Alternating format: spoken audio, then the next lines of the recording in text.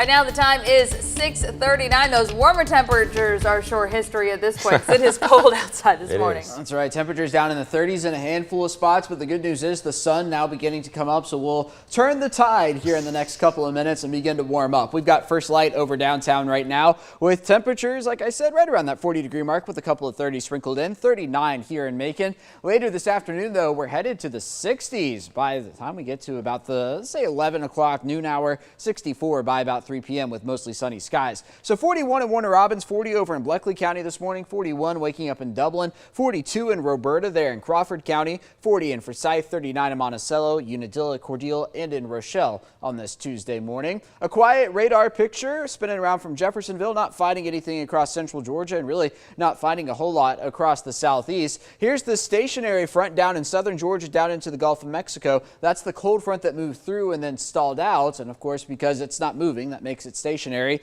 High pressure back into Arkansas and Louisiana. That's going to slide towards central Georgia. That's going to keep our skies clear over the next couple of days, but also keep us colder, potentially down into the 20s for Thursday morning. Let's map it out on Future View. A couple of high clouds around this morning, but then through the day today, we will continue to warm up into, we'll say, the upper 50s by about the noon hour, maybe a couple 60s sprinkled in by that point. And in fact, I expect to get a couple degrees warmer than what you see here on Future View through the afternoon, about 64 or so here in Macon, before we begin to cool off tonight. Starting off tomorrow morning, relatively close to where we are right now. Temperatures upper 30s, low 40s. But then we get into the afternoon and we will be cooler across central Georgia than we will be today. Mid 50s going to be the name of the game with that northerly breeze.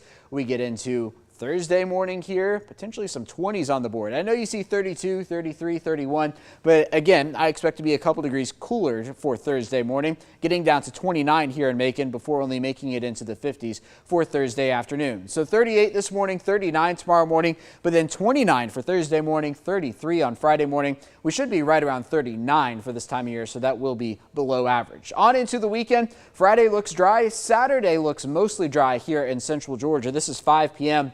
I know we rescheduled a lot of the parades from last Saturday to this Saturday morning. Again, expecting the daylight hours to be dry on Saturday, but then here comes a front moving across the southeast. It looks like a bulk of the rainfall going to come actually during the overnight Saturday into Sunday. Some of that lasting into Sunday morning before it gets out of here for Sunday afternoon. Clearing skies behind it, setting the stage for a sunny Monday here in central Georgia. Again, I'm expecting Saturday to be dry and then the rain really Sunday morning across central Georgia.